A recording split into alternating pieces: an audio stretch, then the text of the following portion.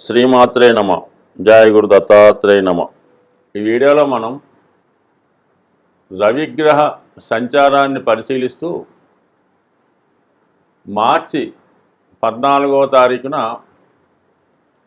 కుంభరాశి నుంచి మీనరాశిలోకి ప్రవేశించినటువంటి రవి సంక్రమణం, అంటే రవి ఒక రాశి నుంచి మీనరాశిలోకి మారడం అన్నది. Hi, my name is Gautam and I actually stay in Markazgate itself. I had this back pain. It's been 1.5 years. I have tried many treatments like chiropathy, oil massage, physiotherapy especially, but it didn't work out as much like what I expected. I strongly suggest homeopathy. You people can carry on with the homeopathy. Area in Malkajgiri and doctor name is like Nageshwar and the clinic name is Neocare Homeopathy. చాలా important అయిన విషయం. అంటే ప్రతి గ్రహం ప్రతి రాశి మారుతుంటుంది, కానీ ప్రతి నెల ఖచ్చితంగా ఒక రాశి నుంచి ఒక రాశికి సూర్యభగవానుడు మారడం జరుగుతుంటుంది. ఈ సూర్యభగవానుడు మారడం బట్టే మనకి ఋతువులు ఏర్పడుతుంటాయి, అలాగే వర్షాలు పడుతుంటాయి, ఎండలు వస్తుంటాయి. అంటే సమస్త జగత్తు సూర్యభగవాను యొక్క ఆధీనంలో అతను సంచారాన్ని బట్టి ఆధారపడడం జరుగుతుంటుంది. మరి మీనరాశిలోకి ఈ సూర్యభగవానుడు ప్రవేశించడం వల్ల ఎటువంటి ఫలితాలు జరిగే అవకాశం ఉన్నది అన్న విషయాన్ని మనం పరిశీలిస్తే, సూర్యభగవానుడు అగ్నితత్వ గ్రహం. మరి మీనరాశి జలతత్వంతో కూడుకున్నటువంటి గ్రహం. మరి అగ్నితత్వాన్ని కూడుకున్నటువంటి రవి భగవానుడు జలతత్వ రాశిలో ప్రవేశించినట్నే ఎంతో కొంత తన యొక్క ప్రభావాన్ని, అంటే తను ఇచ్చే ఫలితాన్ని తగ్గడం జరుగుతూ ఉంటుంది. సో సాధారణంగా జన్మజాతకంలో కూడా రవి జలతత్వ రాశుల్లో పడినప్పుడు, అంటే కర్కాటకంలో కానీ వృశ్చికంలో కానీ మీనంలో కానీ పడినప్పుడు కంపల్సరీగా జాతకుడు రవి బలహీనుడు అవ్వటం వల్ల అనారోగ్య సమస్యలు, లేదా కొన్ని సందర్భాల్లో ఏదో ఒక వ్యసనానికి, బలహీనతకి బానిస అవ్వడం జరుగుతుంటుంది. సరే, అది పక్కన పెడితే మనకి మీనరాశిలో రాహుగ్రహ సంచారం జరుగుతుంది. ఆ రాహుగ్రహం యొక్క నోట్లోకి ఈ సూర్యభగవానుడు వెళ్ళడం జరుగుతుంటుంది. ఒక విధంగా ఏంటంటే ఇది ఒక గ్రహణం అంటే కాదు, కానీ దీని ఒక గ్రహణ యోగం అని పెద్దవాళ్ళు చెప్తూ ఉంటారంటే అన్ని గ్రహాలు కూడా సూర్యభగవానుడికి దగ్గరగా వచ్చినప్పుడు తమ యొక్క ప్రభావాన్ని కోల్పోవడం జరుగుతూ ఉంటుంది. ముఖ్యంగా శుక్రుడు సూర్యుడి దగ్గరికి వచ్చినప్పుడు శుక్రుడు మరి అస్తంగత్వం చెందడం వల్ల జాతకుడు వైవాహిక జీవితంలో ఇబ్బందులు పడుతూ ఉంటాడు. అదే స్త్రీ జాతకం అయితే అనారోగ్య సమస్యలు, వివాహంలో ప్రాబ్లమ్స్, ఆర్థికపరమైన ఇబ్బందులు జరుగుతుంటాయి. సో ఇప్పుడు మరి సూర్యభగవానుడు అంటే రవిగ్రహం రాహు దగ్గరికి వెళ్ళినప్పుడు ఖచ్చితంగా రాహుకి తన యొక్క ప్రభావాన్ని కోల్పోవడం జరుగుతుంటుంది. కామన్గా రాహుగ్రస్త చంద్రుడు అంటే మనం చెప్తుంటారుగా, ఈ సూర్యగ్రహణం చంద్రగ్రహణం జరిగినప్పుడు మరి గ్రహాలు బలహీనపడతాయని, ఆ సమయంలో అందరూ దైవ ప్రార్థన చేయాలని చెప్తూ ఉంటారు. బట్ ఏవైనా సూర్యభగవానుడు రాహు దగ్గరికి వెళ్ళినప్పుడు ఖచ్చితంగా మరి కొన్ని దుర్యోగాలు ఏర్పడడం జరుగుతుంటుంది.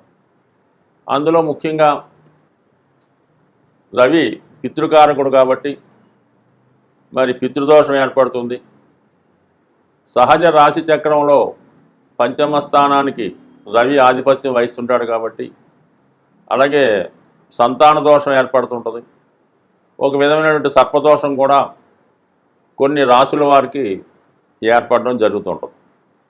రవి ఆత్మకారకుడు అవటం వల్ల, అటువంటి సహజ ఆత్మకారకుడు అవటం వల్ల, అటువంటి ఆత్మకారకుడు రాహుతో కలియటం వల్ల జాతకుడు తన యొక్క సహజంగా ఉన్నటువంటి లక్షణాల్ని, మంచి లక్షణాలని కోల్పోయి కొద్దిగా విరుద్ధమైన భావంతో ప్రవర్తించడం జరుగుతూ ఉంటుంది.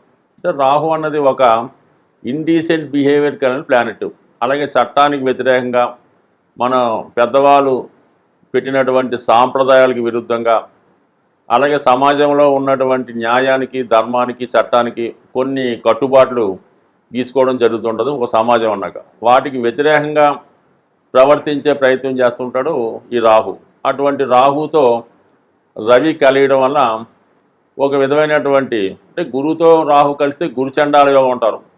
సో దీనికి అంత పేరు మనం పెట్టలేదు, కానీ మొత్తం మీద రాహుతో రవి కలిసి ఈ నెల రోజులు సంచరించడం వల్ల కంపల్సరిగా రాహు కొంత ఆత్మధైర్యాన్ని, ఆత్మబలాన్ని, వివేకాన్ని, సమర్థతని కోల్పోవడం వల్ల మరి ఈ రవి ఏ ఏ భావాలకి ఏ ఏ ప్రాతినిధ్యం వహిస్తుంటాడో వాళ్ళకి ఆయా విషయాల్లో ఒక విధమైనటువంటి ఇబ్బంది కలుగుతూ ఉంటుంది. అలాగే మరి ప్రభుత్వానికి సంబంధించినటువంటి ప్లానెట్ రవి కాబట్టి మరి రాహు మరి ఈ రవితో కలియడం వలన ప్రభుత్వ అధికారులకు ఇబ్బంది వస్తుంటుంది. అలాగే మినిస్టర్లకి, ప్రధానమంత్రులకి, ముఖ్యమంత్రులకి ఏదో ఒక అపకీర్తి, ఏదో ఒక అపవాదు, ఇలాంటి చెడ్డ పేర్లు రావడం ఇలాంటివి కూడా జరిగే అవకాశం ఉంటుంది. అది మరి లోక గోచారం ప్రకారం, అంటే దేశ గోచార ప్రకారం ఈ విధంగా కొంత అపకీర్తి రాజులకి, అధికారులకి కూడా వచ్చే అవకాశం ఉంటుంది. బట్ ఏదైనా ప్రతి ఒక్కరూ కూడా మరి రాహు సంచారంతో నిమిత్తం లేకుండా ప్రతిరోజు కూడా సూర్యభగవాన్ని ఆరాధన చేయడం వల్ల, సూర్యుడిని పూజించడం వల్ల, ఆదిత్య హృదయం లాంటివి చదవడం వల్ల రవి స్ట్రెంత్ అవుతుంటాడు. రవి ఎంత బలంగా ఉంటే మరి దేశంలో అంత సస్యశ్యామలుగా ఉంటుంది, పరిపాలన చాలా నిజాయితీగా ఉంటుంది, అధికారులు నిజాయితీగా వ్యవహరిస్తుంటారు, విద్యార్థులు చక్కగా చదువుకుంటారు, ప్రభుత్వ ఉద్యోగ అవకాశాలు ఎక్కువగా రావడం జరుగుతుంటాయి. అందువల్ల అన్ని గ్రహాల కన్నా రవిగ్రహం చాలా ముఖ్యమైన గ్రహం. ఆ రవిగ్రహాన్ని ప్రతి ఒక్కరూ స్త్రీ పురుష భేదం లేకుండా, పెద్దవారు చిన్నవారు అనే భేదం లేకుండా కంపల్సరిగా రవిని ఆరాధించడం వల్ల రవి పాపగ్రహాలతో కలిసినప్పుడు ఆ చెడ్డ ఫలితాలు జాతకులకి, ప్రజలకి రాకుండా ఉండే విధంగా రక్షించబడే అవకాశం ఉంటుంది. ఈ వీడియోలో మనం రవిగ్రహ సంచారం మీనరాశిలో మార్చి 14 నుంచి సుమారుగా ఏప్రిల్ 14 మధ్యకాలంలో సంచరించే సమయంలో మేషరాశి వారికి రవిగ్రహ ప్రభావం ఏ విధంగా ఉండబోతుంది. రవి ఈ రాశి వారికి ఉచ్చక్షేత్రాధిపతి అన్నమాట. ఇదే రాశిలో రవి ఉచ్చ పొందుతుంటాడు. అలాగే పంచమ స్థానాధిపతి. జాతకుడు స్వతంత్రంగా ఎదగాలన్నా, అతని పూర్వ జన్మ పుణ్యాన్ని ఈ జన్మలో దానికి తగిన ఫలితం పొందాలన్నా, అతని సంతానం, అతని యొక్క ఆలోచనలు, అతని యొక్క టాలెంటు ఇవన్నీ కూడా రవి యొక్క బలం మీద ఆధారపడి ఉంటాయి. ఖచ్చితంగా మేషరాశి వారు స్వతంత్ర భావాలు కలిగి ఉన్నటువంటి వారు కావడం జరుగుతుంటుంది. ఎందుకంటే వాళ్ళు ఒకరి కింద పని చేయడం కన్నా మనమే 10 మందికి ఉపాధి కల్పించాలి అన్నటువంటి ఉద్దేశంతో ఉంటారు.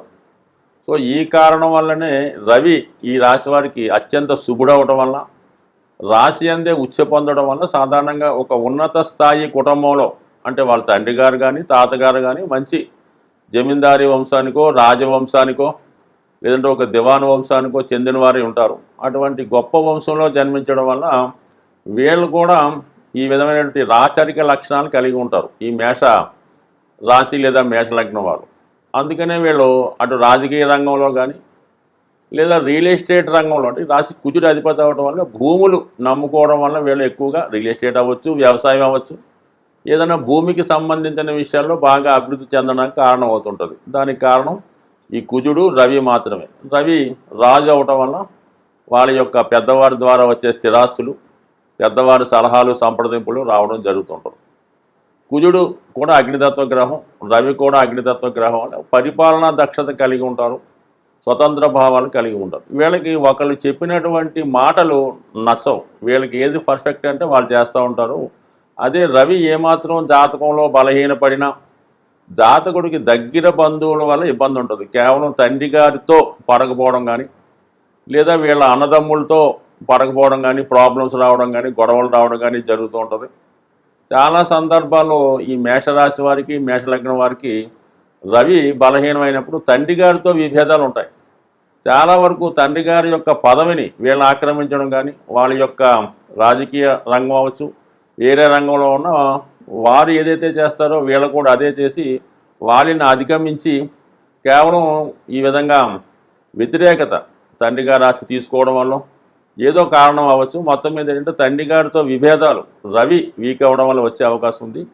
దాని తర్వాత సేమ్ అదే ప్రాబ్లం రిపీట్ అవుద్ది. వీళ్ళ యొక్క సంతానం కూడా వీళ్ళ మాట వినకుండా వీళ్ళని అధిగమించి వీళ్ళు ఇంకా అధికారంలో ఉండగానే వాళ్ళ అధికారాన్ని లాక్కోవడం కానీ, అధికారాన్ని ధిక్కరించడం కానీ, ఈ విధంగా సేమ్ ఇది రిపీట్ అవుతుంటుంది. అంటే ఇది రవి బలహీనంగా ఉన్న వాళ్ళకి ఈ విధంగా మేషరాశి జాతకులకి అటు తండ్రి గారితో వ్యతిరేకత ఉంటుంది, లేని పక్షంలో సంతానంతో వ్యతిరేకత ఉండే అవకాశం ఉంది. కాబట్టి వీళ్ళు ఖచ్చితంగా రవి భగవాన్ అనుగ్రహం కోసం ప్రతినిత్యం సూర్యుని ఆరాధన చేసుకోవడం మంచిది. మరి ఇప్పుడు 12వ స్థానంలోకి రవి రావడం వల్ల జాతకుడు కంపల్సరిగా ఇప్పుడు బంధువుల వల్ల, దగ్గర బంధువుల వల్ల, తండ్రి గారి వల్ల అవ్వచ్చు, లేదంటే తండ్రి గారు తరపు బంధువులు పెద్దనాన్నగారు, చిన్నాన్నగారు, తాతగారు వారి వల్ల అవ్వచ్చు, లేదంటే మీ సంతానం వల్ల అవ్వచ్చు. అంటే సంతానం అంటే కేవలం మీకు పుట్టిన సంతానమే కాకుండా తల్లి, అన్నదమ్ముల బిడ్డలు, ఈ విధంగా మీ యొక్క వారసులకు సంబంధించిన వాళ్ళు, దాయాదులకు సంబంధించిన వాళ్ళు, వారి వల్ల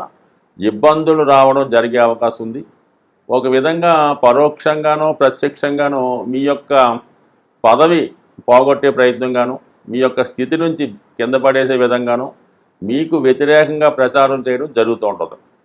సో ఖచ్చితంగా మరి ప్రభుత్వ అధికారుల వల్ల కూడా ఇబ్బందులు వచ్చే అవకాశం ఉంది. అంటే రవి ప్రభుత్వానికి కారకుడు 1000 స్థానంలో ఉండడం వల్ల ప్రభుత్వానికి పెనాల్టీ కట్టడం కానీ, ట్యాక్సులు చెల్లించకపోవడం వచ్చిన ఇబ్బందులు కానీ, ఇవన్నీ కూడా ప్రభుత్వ అధికారుల ఒత్తిడి కూడా ఎక్కువ ఉంటుంది.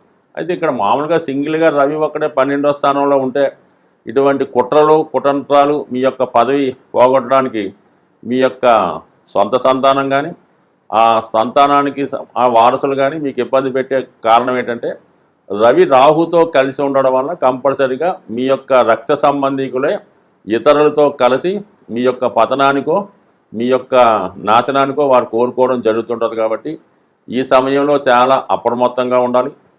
ఏ విషయాన్నైనా చాలా గోప్యంగా ఉండాలి. సాధారణంగా మేషరాశి వారు ఏ విషయాన్నైనా, ఏ ఇబ్బంది అయినా వాళ్ళ దగ్గర వారి వల్ల, వాళ్ళు నమ్మిన వారి వల్ల, వాళ్ళ దగ్గర సేవకుల వల్ల వచ్చే అవకాశం ఉంది. కాబట్టి ఈ సమయంలో ఇంచుమించుకి ఇది ఒక కీలకమైన సమయం. కాబట్టి ఈ నెలంతా కూడా ఇంచుమించుగా మీరు ఏప్రిల్ నెల 14-15 తారీఖుల దాకా రహస్య సంబంధించిన విషయాల్లో చాలా జాగ్రత్తగా ఉండాలి. ఈ సమయంలో ఎవరిని నమ్మకూడదు.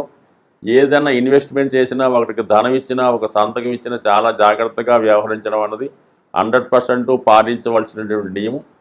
అలాగే ప్రతినిత్యం సూర్యభగవాన్ని పూజించుకుంటూ హనుమాన్ ఆరాధన వల్ల, మేషరాశి వారికి హనుమాన్ ఆరాధన చేసుకోవడం వల్ల ఖచ్చితంగా శత్రువులు నాశనమై మీకు మిత్రులుగా మారే అవకాశం ఉంటుంది. స్వస్తి.